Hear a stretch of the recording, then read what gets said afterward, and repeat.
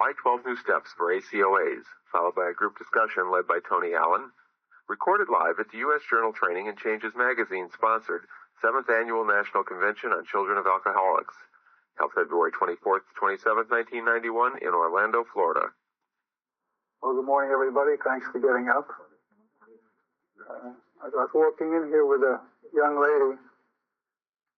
I mentioned the fact that at this particular hour of my life, I feel that this hour is just about as important to me and to ACOA as the hour that I first read the laundry list. I look out in the room, it's about the same amount of people that were in the room when I first read the laundry list. Yesterday I went into my personal story and my AA and Al-Anon and ACOA experience. And today what I'd like to discuss is 12 New Steps for Adult Children of Alcoholics, why they were written, who they were written for, and why I feel that the AA steps should be replaced. Needless to say, this subject is not without some controversy. And I have already been faced with that controversy. And if I had listened to controversy at the beginning, ACOA never would have started.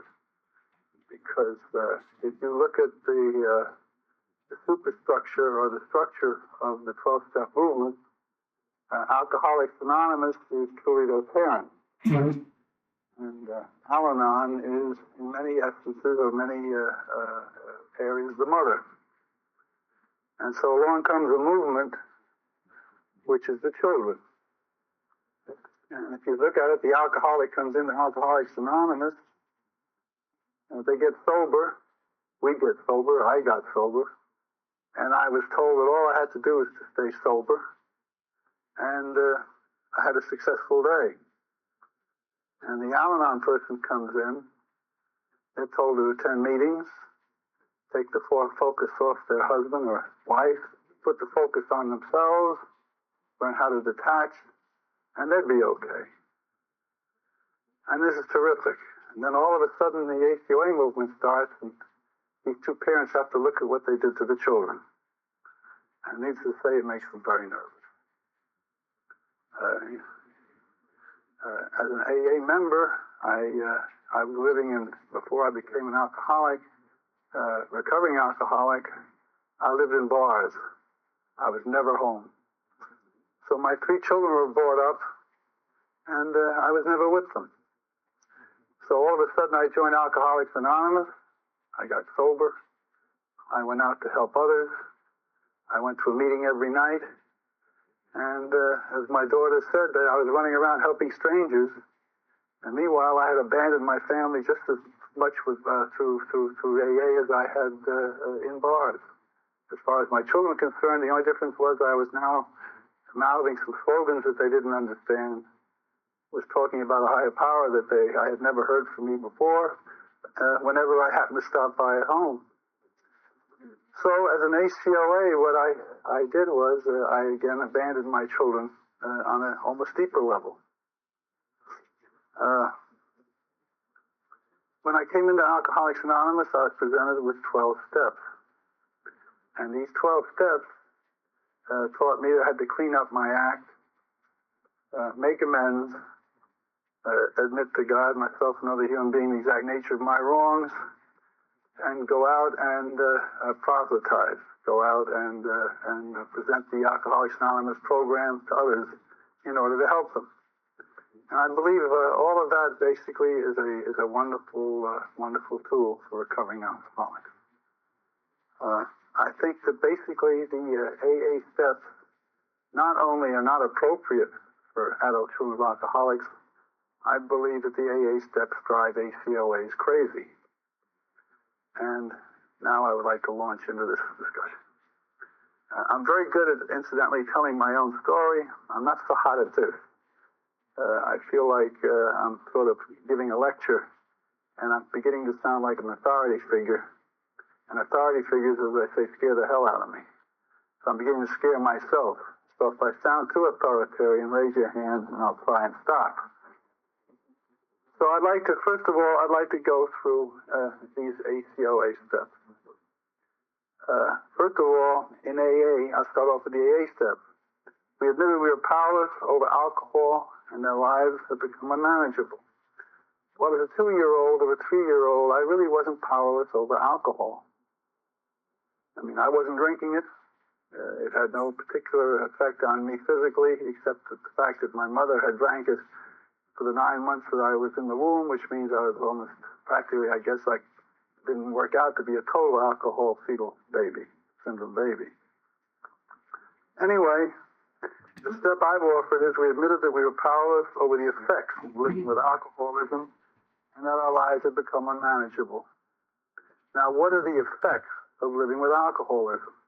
I believe that's the laundry list, Bible 78, which I will now read.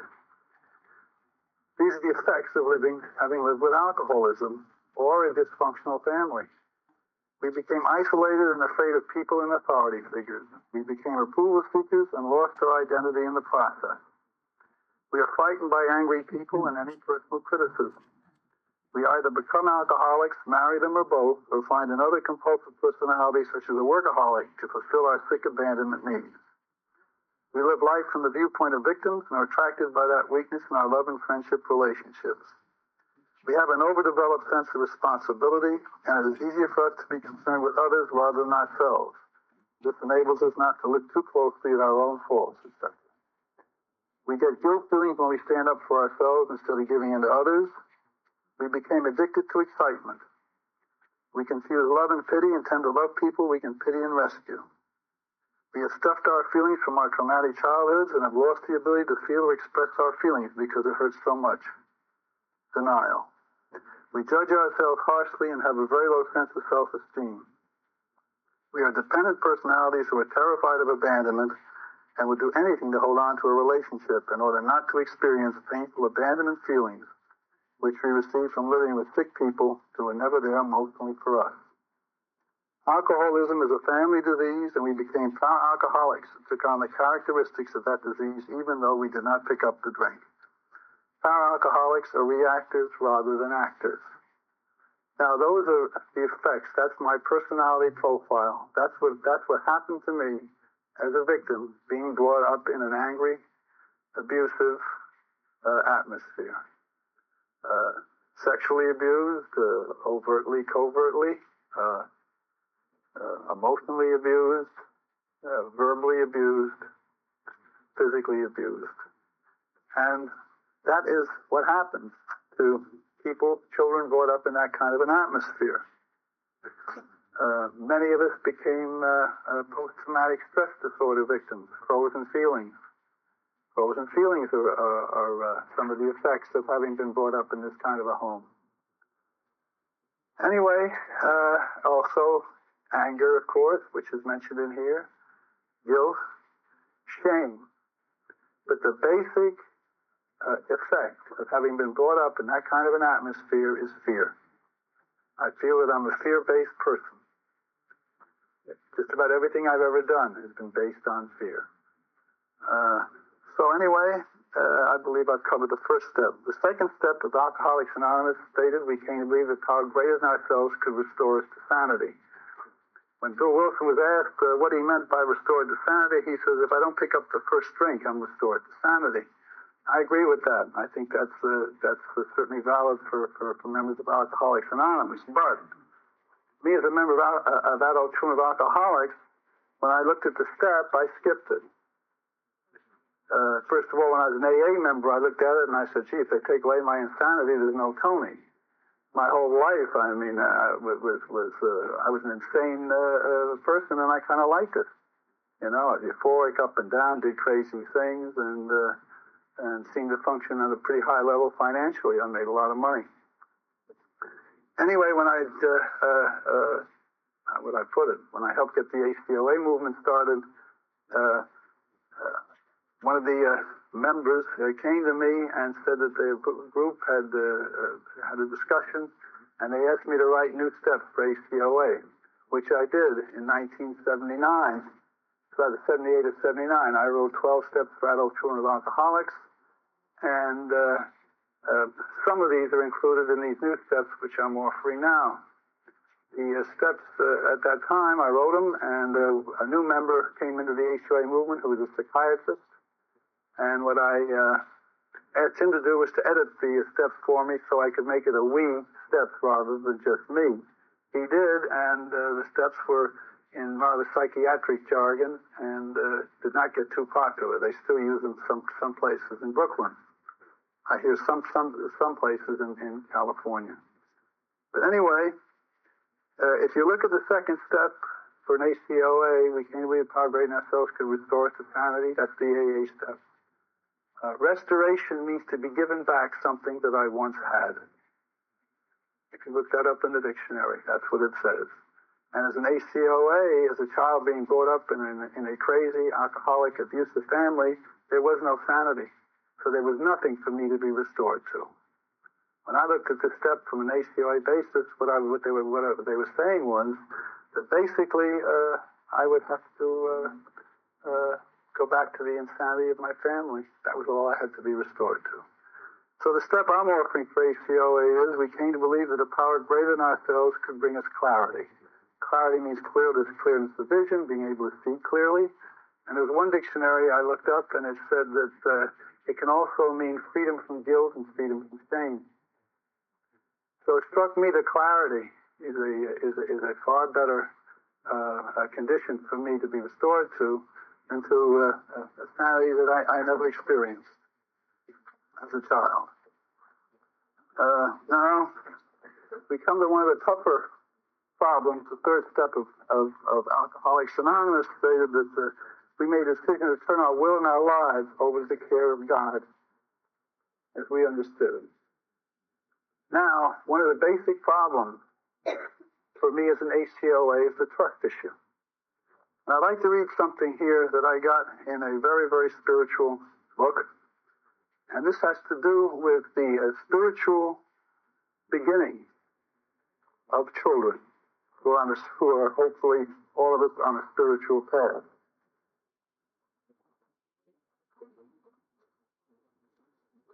And this is the statement. Spiritual meaning is breath and self-consciousness when the child transfers its ideas of omnipotence from its parents to God. The entire spiritual experience of such a child depends largely on whether fear or love has dominated the parent-child relationship. Now, if that's the case, which I believe it is, in the home I was brought up in, and the homes that you all were brought up in, fear was the dominant feeling in that family, and it was the dominant. Compared to love, it was the dominant emotion that most of us were brought up in. That being the case, it means to me that on a feeling level, I cannot go any higher in trusting a higher power than I could trust my parents. On a feeling level. And what were my parents? In my particular case, sometimes they loved me, they seem to, and sometimes they literally, verbally, or physically hurt me. So I could never depend on my parents to really do anything consistent for me. So if I look at the AA step, what it seems to be doing for me as an ACOA, it's telling me to turn my will and my life over to the care of my parents as I understood them on a feeling level. And since my spiritual experience can go no higher than the relationship that I had with my parents regarding either fear or love, I'm in somewhat trouble here. So the third step that I'm offering for the ACOA movement is we made a decision to practice self-love and to trust in our higher power. And I'd like to read a little bit about from the step here. Instead of surrendering our lives to the sick parents that reside within us, we choose to put forth our faith in a spiritual power greater than ourselves, however we choose to define it. In my efforts to resolve the difficulties of my life, I recognize that I have to accept myself and learn to nurture myself. I found that I could no longer give myself away to the needs or demands of others. As difficult as it sounds for me, trust, which is probably one of my most difficult issues, has to be basically a growth process. It has to be an ongoing process. Trust for me is not an event. This higher power has to prove itself over and over again to me, almost on a daily basis, that it's guiding me, taking care of me, and that I mean something to it. Otherwise, I need constant reassurance from my higher power. As a victim, which I believe we all are, and as a damaged victim, I need constant reassurance that there is something in the invisible world that loves me. And the process, I believe, of these 12 steps are toward learning how to love myself and how to accept the love of this higher power. I'll go on with that in a minute. The fourth step of Alcoholics Anonymous is that we made a searching and brought a moral inventory of ourselves. Is that it? We made a searching and moral inventory of ourselves. I feel this moral inventory of ourselves. Thank you. As a fear-based person, it's impossible for me to make a fearless moral inventory of anything. My whole life as a victim has been predicated on fear. Somebody asked me, I was walking down the stairs, that I was coming in the room here, actually in the book section, how I was feeling. And I said, well, I'm extremely nervous about this talk. I feel as it's probably the most important talk that I've ever made since ACOA started, other than when I read the laundry list for the first time. And I said, but what's the difference? I said, really not a heck of a lot more nervous or frightened than I am any morning that I'm getting up, because this has been my experience all my life. Fear has been probably my motivating factor. The last 22 years of sobriety and the last, since 1977, when the ACOA movement started, the fear has slowly diminished, but it isn't gone from my life. Anyway, the fourth step for adult truant alcoholics is we made a searching and blameless inventory of our parents, because in essence we had become them. I've been told that the adult truant alcoholics movement, I was not in it for many years. I remained in anonymity, so I wasn't out there going to groups much. But I have heard that it's been said that the ACOA movement has been stuck in blaming parents. That you can go to some meetings and they're blaming their parents, and 3 years later you go back and the same people are blaming the same parents. So that's an area where we've been stuck. In 78 or 9, I think it was, when I first sat down with these steps, I felt that there could be no recovery from me unless I made an inventory of my parents, because I knew on many levels that I had become my parents and my stepmother. I knew that under certain conditions of stress that I would become either my father or my stepmother. And as I said before, that one of the glaring incidences was I was 10 years sober. I walked into a shoe store, and an older man, a very, very nice, kind man, bent down and he started fitting shoes on my feet, and I found that I was rude, angry, and abusive to this man. And I got up and walked out, and I walked out in the street, and I said, my God, what's that all about? I'm 10 years sober, and I'm abusing a perfect stranger. And it suddenly hit me. My stepmother was always abusive to shoe clerks and cleaning establishment people. Always. And I found that as I would walk into a shoe store or a cleaning establishment, rage would start moving up in my stomach. And I suddenly realized under certain situations I actually became and felt like my stepmother. I took on her actual being. I was sober about a year, and I found myself limping out of a restaurant after I paid the bill. I said, my God, what's that all about? There's nothing wrong with my leg. And I looked back in my life, and I realized that my father always over-tipped in restaurants. He was a real people pleaser when it came to maitre d's and waiters. And I realized that I had felt that I hadn't tipped enough in that particular restaurant, and so in order that the waiter wouldn't yell at me, I started to limp so he'd feel sorry for me. And I realized I had started doing that when I was around 15 or 16. So as far as I could see, what I was in a restaurant was I became my father. And if I didn't become my father, what I did was I tried to get pity so nobody would hurt me for not becoming like him. So I began to look at my life and I began to realize that actually what I had become was I had become my father. In many instances, I had become my stepmother, and the women that I was seeking out to have affairs with, live with, or marry all looked like and were the mother that had disappeared from my life when I was 2 years old. So I later learned that we become one parent and we marry the other.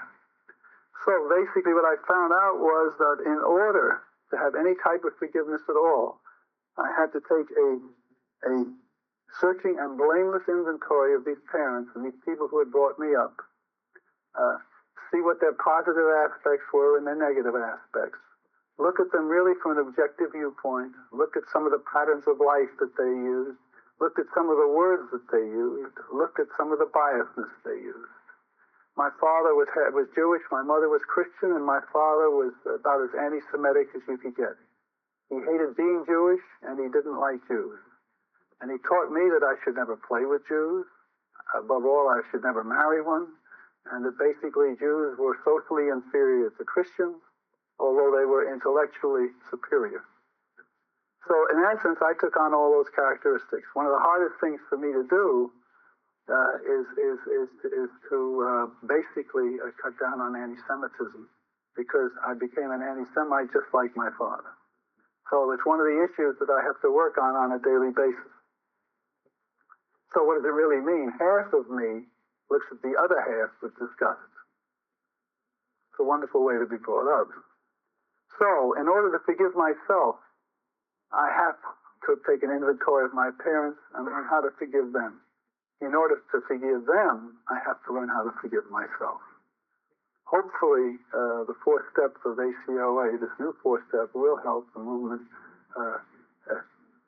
go through blame. I do believe the blame of parents is probably the first healing process that ACOAs go through. I have to come in touch with the fact that although my head tries to forgive the abuse that was done to me, my gut, basically, my little child within, is very, very angry and mad at these people. The 5th step, we admit to God, ourselves, and other human being, the exact nature of our wrong. That's the AA 5th step. I think that's fine for AA. I believe that in Alcoholics Anonymous, I was a perpetrator. I did wrongs to all kinds of people, including myself. I hurt people. I ran roughshod over their lives. And even prior to when I picked up a drink, I did wrongs to people. There's no doubt about that. But the 12 steps for AA are fine for perpetrators. Adult Children of Alcoholics, in my belief is, Adult Children of Alcoholics was formed and created by my higher power and your higher power for victims, for little children, for people basically who were victimized, were not perpetrators. So, the 5th step for ACOA is we admit it to our higher power, to ourselves, and to another human being, the exact nature of our childhood abandonment. Abandonment is the core issue for people like us. That is our basic, that is what we live not to feel or experience. But the strange part about people like us is that which we are frightened of feeling the most is what we are addicted to finding in our lives. In other words, abandonment is my major issue. It's the feeling I don't want to feel most of all. But what do? I'm addicted to finding abandoning types of relationships. So in order to realize this, in order to go through the process of basically finding nurturing relationships, I have to look at abandonment. And I'd like to read a little bit about what I've written here. Out of a searching and blameless inventory of our parents, we come to see how we reacted, adapted, revolted, resisted, and ultimately abandoned ourselves. When we review the nature of our parents' illness, we come to see how many of their behavior patterns replaced our youthful innocence and spontaneity. We see all the desperate adaptations, all the frightened defenses we built, all of the repression, frustration, and flight. Through these parent-taught mechanisms, we truly abandoned ourselves. All these harmful acquired behavior patterns we adopted are truly our childhood losses. We need to acknowledge them to our higher power, to ourselves, and to another individual so that we can move toward a healthy self. The intent of this step is to help us recognize how we were emotionally abandoned as children and how we abandoned ourselves and became our parents. All right, I'll move on to 6 and 7. 6, we were entirely ready to begin the healing process with the aid of our higher power. And 7, we humbly asked our higher power to help us with our healing process. In this step, we ready ourselves to turn to a power greater than ourselves. No matter how hesitant or uncertain we may be about the wisdom of such a move, we should keep in mind that healing can and does take place in this world and is often propelled by acts of faith and belief. Here we are asked to open ourselves to the healing help of the spiritual force. This is part of the process on the road to trust. 7, we humbly asked our higher power to help us with our healing process. This is a powerful step. It requires both humility and participation. Humility involves becoming aware that we really are not masters of the universe and that all probability there is a divine order that we can tap into. Humility comes from the word humus, which is really of this earth. And I was told years ago that what I needed to do was to become average in order to become humble. And I believe that's very true. I also feel that I have to go back in life and go back through the feelings that I experienced, the traumatic feelings, in order to find some sort of an authentic self. A prayer I used years ago when I was asked by the AA program to look at so-called character defects and shortcomings, and I learned a prayer for myself which I think is very applicable also to ACOA, and that prayer was, "Please God, empty me of me and fill me with thee." Because I don't really know what I'm supposed to be emptied of as an adult child. I have no clue. I don't really know what my rights are, what my wrongs are. All I know is I hurt. I'm frightened of abandonment. I'm feeling pain, anxiety. I live my life with, say, unshed tears, and I'm always on the verge of grief. It's better now. I can't say I'm over all of this. But in truth, this is what I would like to be emptied of. I would like to be emptied of these feelings of shame, guilt, and fear and terror, uncertainty, the desperate need to be loved in the external world because I'm unable to love myself. These steps were written with the point of view that the goal would be self-love, learning how to nourish, love, care for me, my little child, and basically be open enough then to receive the love of my higher power. Now, the 8th and 9th steps of Alcoholics Anonymous deal with amends. Now, as an AA member and as a perpetrator and somebody who did many wrongs to many people, I needed to make a list of these people, and I needed to make amends to them. In my AA experience, I found that when I wrote down the names of these people was the beginning of the realization that there was a higher power in my life which was actually making itself known to me on a daily basis. By taking a piece of paper and writing down the names of those people I had harmed and those people I had believed had harmed me, because I found that they were interchangeable, and then become ready to make amends to these people, I found within at least 2 days after having written this list, my higher power started bringing these people into my life in such a way that I could make amends to them. So I found that writing was an incredible tool which actually could create a connection between me and my higher power. That when I wrote things down, all of a sudden it gave my higher power a chance to become active in my life. So the 8th and 9th steps of Alcoholics Anonymous, the making of amends, was an incredible spiritual experience for me. However, as a member of the Adult Children of Alcoholics movement, I feel that perpetrators should make amends. Grown-up people who marry perpetrators, such as Al-Anon people, should make amends. Children who have been raped, incested, beaten, victimized, abused, do not have to make amends. Who to? And they certainly don't have to make amends to themselves. So I would like to read a little bit from what I wrote here about the 8 to 9 steps for ACOAs.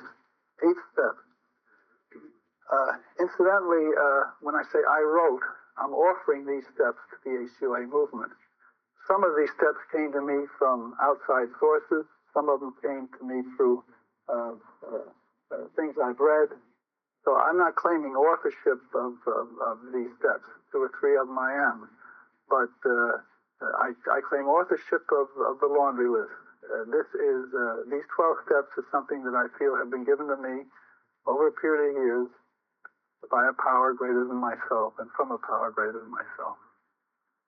So anyway, 8, we became willing to open ourselves to receive the unconditional love of our higher power.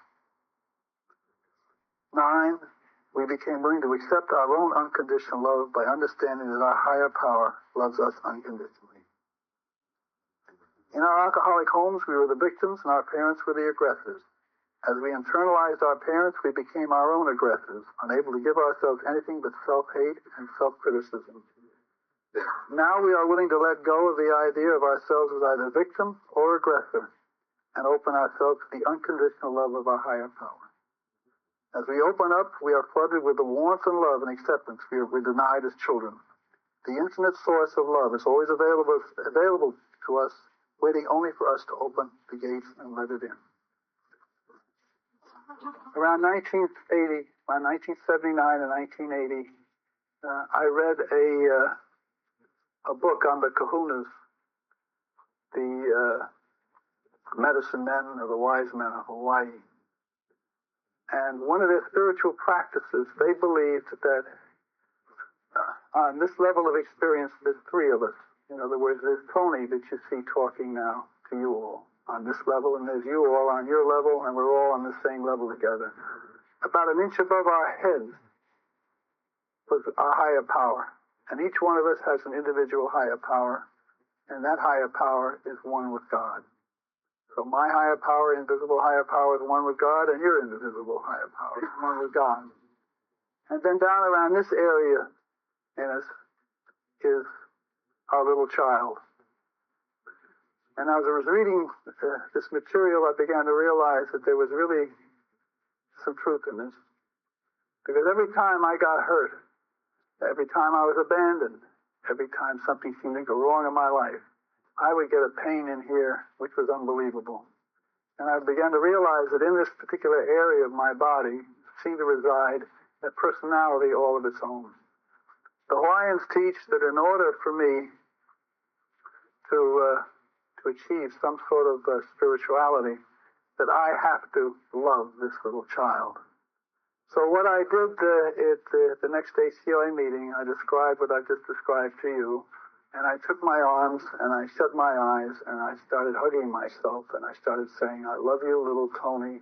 I love you, little Tony. I described that to the group and I said, I believe this is probably the major way that I will be able to achieve some sort of self-love. That night I went home to my hotel room. I was living alone in a hotel.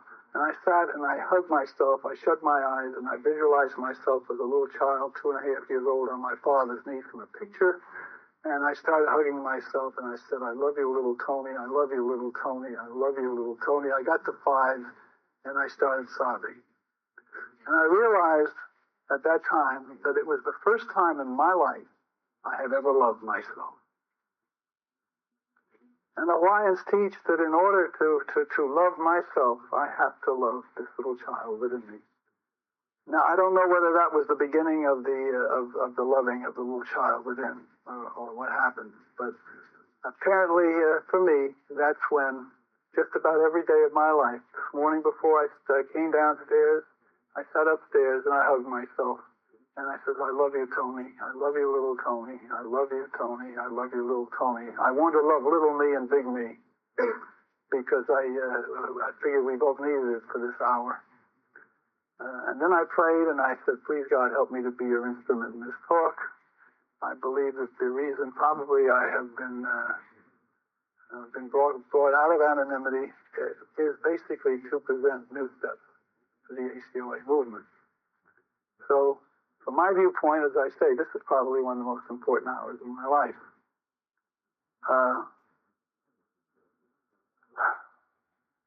So anyway, I believe that it's my higher power's job to love me unconditionally. I also believe that this higher power cannot love me unconditionally until I love little Tony unconditionally. And as I love little Tony unconditionally, and I love him to the extent that he starts to become calm and accepting, then my higher power's unconditional love starts flowing through me, through him. And then we become a trinity. My higher power, me, and little Tony become merged in love. And as such, then we can be presented basically to home, or to the source, or to God. That's my personal belief. So my major spiritual job in life is to love this little person within me. 10, we continue to take personal inventory and to love and approve of ourselves. As you can see, each one of these steps basically is on the road to love. I'm very, very good. I have been judge, jury, and executioner over myself all my life. There's no doubt that when this talk's over, I'll go upstairs and say, gee, you stupid son of a gun, you missed saying that. Hopefully I will find that I won't have to do that. The 10th step, in this daily action, in this daily action step, we monitor our actions and seek out those opportunities and situations where we can increase our self-esteem and self-love. In other words, look for the positives of what I've done today. We can use these steps to correct our course in the event that we stray from healthy actions and begin reenacting destructive patterns of behavior. If we see ourselves flirting with our contemplating harmful behavior, it's important to recognize that change must come from within. We can ask our higher power for assistance, and we can turn to our group for support as we struggle with those actions that bring with them self-loathing, resentment, and guilt. We need to establish a new vigilance, one that centers on our behavior. This we can do by working this step on a daily basis, examining who we are, what we are doing, this day to grow and change. Now, the 11th step of ACOA is very similar to the 11th step of Alcoholics Anonymous. Instead of saying, in other words, we sought through prayer and meditation to improve our conscious contact with a higher power of our understanding, praying only for knowledge of its will for us and the power to carry that out. Instead of him, I made it it. And instead of using the word God, I used the word higher power. I must say I did that because I feel that it is I don't believe God's he, she. I believe it's it. And I'd like to say that prayer and meditation have probably been the major step which has saved my life.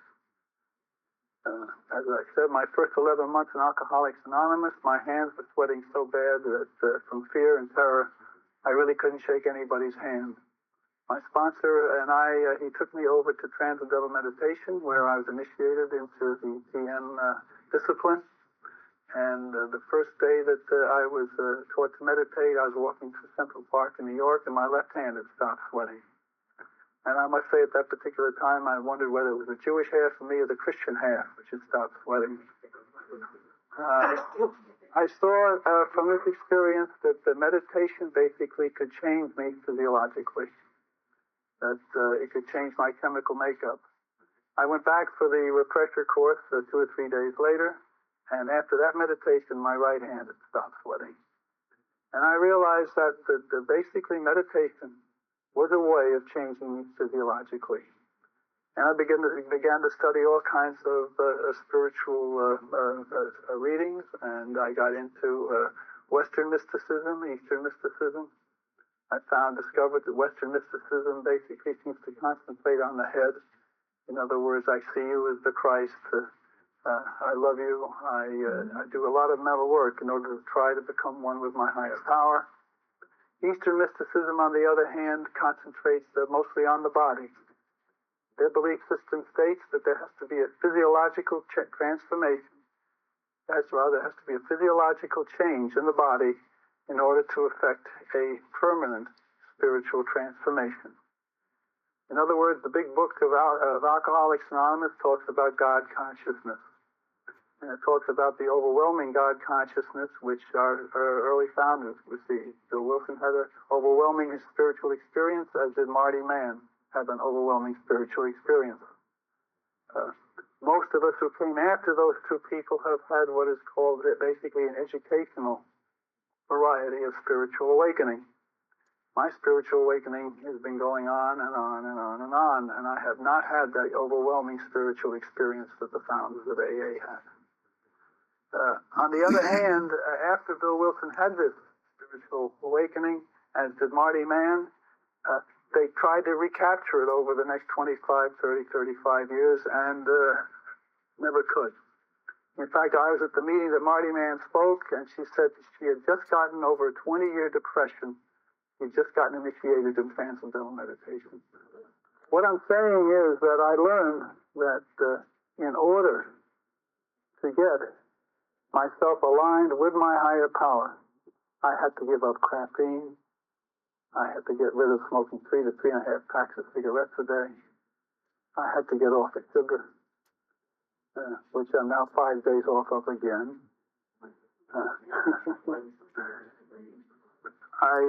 That's been the toughest one for me, is sugar. I find it's a primary addiction. But God is calmness in action. Human beings are excitement in action. And I find that the drugs that I put into my body, basically to create some sort of stress or excitement in me, are those kind of obstacles to spiritual progress. I've learned that prayer is talking to God, meditation is listening to God, and that the highest form of prayer is listening. When my mind stops, God's mind starts. The treatment facility that was working with the indigent, and I ran a 3-quarter house for indigent men. And the man who was my superior, how do you like that? Talk about authority figures. The man who was my boss said that he also had been initiated in the same meditation technique I had, transcendental meditation, and he felt that the people that we were working with were the lost souls, those who were coming in, who were living under bridges, those who had had 10, 15 treatments, those who we were getting the cocaine whores, the people with AIDS, and that the only way that he felt that possibly any of them could have some sort of a spiritual experience was almost right after they got clean, which was in a day or two. So what I did was I taught prayer and meditation to these people as soon as they came in, and what we were doing was we were offering the 11 steps to the hopeless. And some of those people are still sober today. So I found that my job seems to be at the moment is that I teach meditation where I am. I'm at a place called Renaissance in Boca Raton, and Thursdays what I do is from 6 o'clock to 6:30. I teach meditation to the public, and 6:30 to 7:45 I have an ACLA meeting which I run. And anyway, as I said, prayer is talking to God, meditation is listening. I was in Ashram, which is an Eastern form of the teaching center, which taught meditation. We meditated for hours. I was in Ashram. I was in it. There was a man named Ram Dass, and he had an oath of silence. and this was in the 70s. And at this place, I learned there was brahmacharya, which was basically we were celibate. And I found that while I was doing all of this and working with things called Kundalini energy, which is an energy which moves up the spine into the head, this is Eastern mysticism, that I was learning all different types of techniques of meditation, everything from breathing, basically, to mantras, and I was fascinated with the subject. And strangely enough, at this time in my life was about the time that the 4 young kids who started the HCOA movement asked me to come. And I was going through all these spiritual exercises, going through all this spiritual contemplation. And at this period was when I believe the laundry list came through me. So it all seemed to hang together. So anyway, prayer. The deepest form of prayer is listening.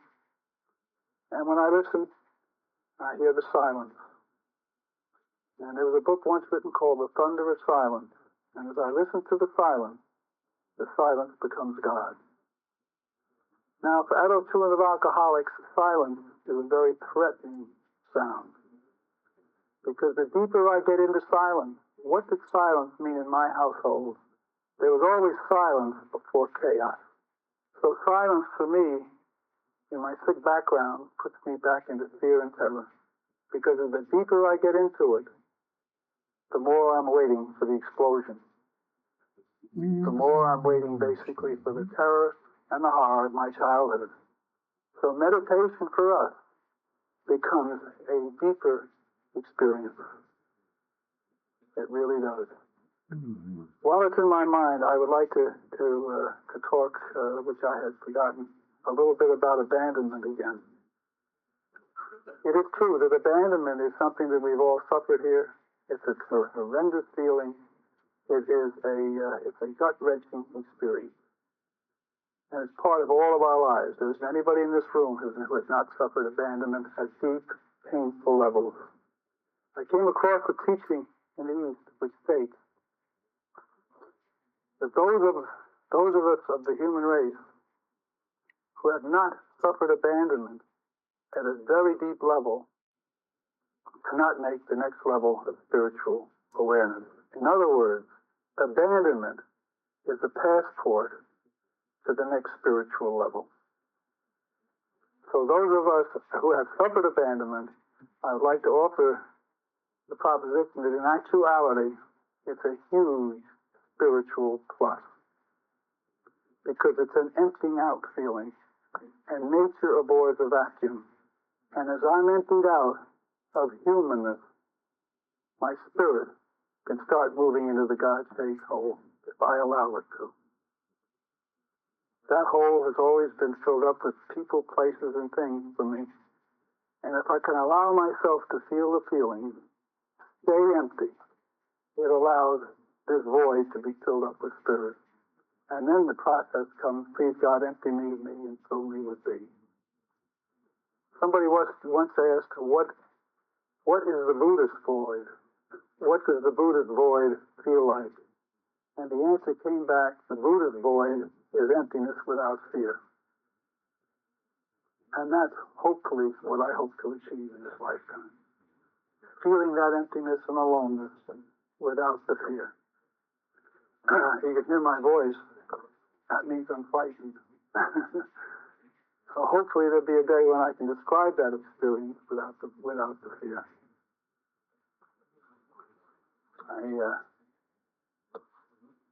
Have I covered prayer and meditation? Hopefully. So we move on to 12.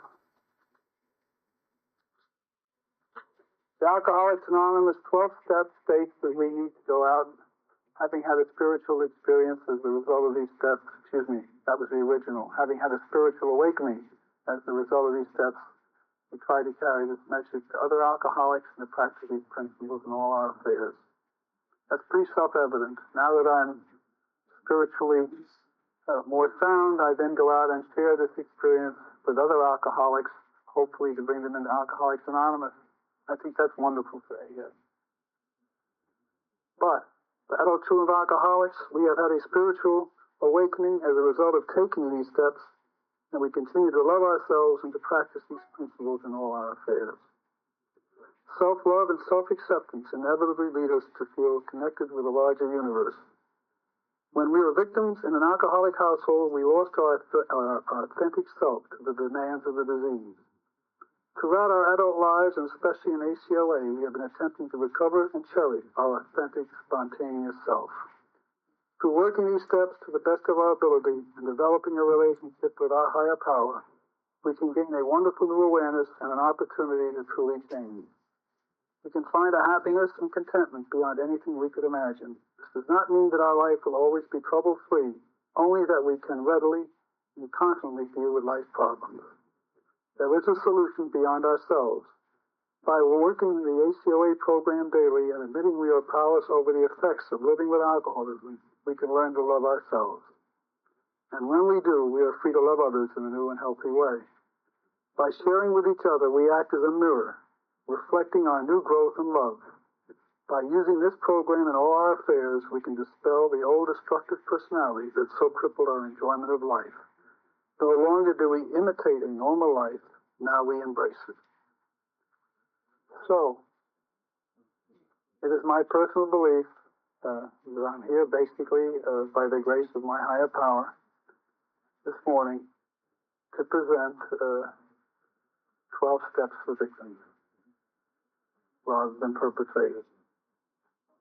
It does not mean that sometime, if I'm new to ACOA, that after having done these steps and worked this program, that it might not be a very positive act on my part to look at the 12 steps of Alcoholics Anonymous, 12 steps, which are the same as Codependency Anonymous and the same as Al-Anon, and make amends to people I had harmed.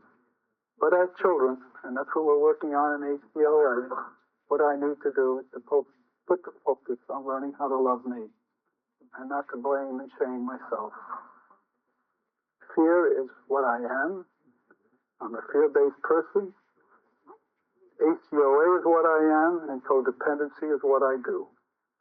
And I feel my job, basically, is to help people learn about their personality profile. A very wise man, I think it was 400 BC, said that the way to do was to be. And what I believe the ACOA program and these steps will do is to help us learn how to be, along with the laundry list. In Alcoholics Anonymous, I was taught I had to be before I could, I had to do before I could be. I had to change my behavior in order to become something different. The ACOA movement is teaching me that I have to learn what I am. In other words, I have to be before I can do. So this morning, I've done my very best to be something, to be someone.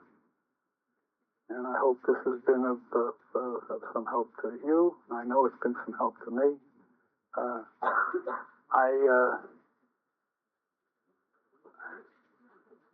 I know this is being taped, and it's my hope that this tape will get around maybe to the membership and maybe can be of some help.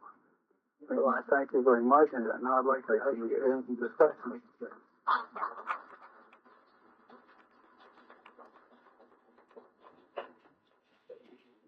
8:30, I took up a lot of time.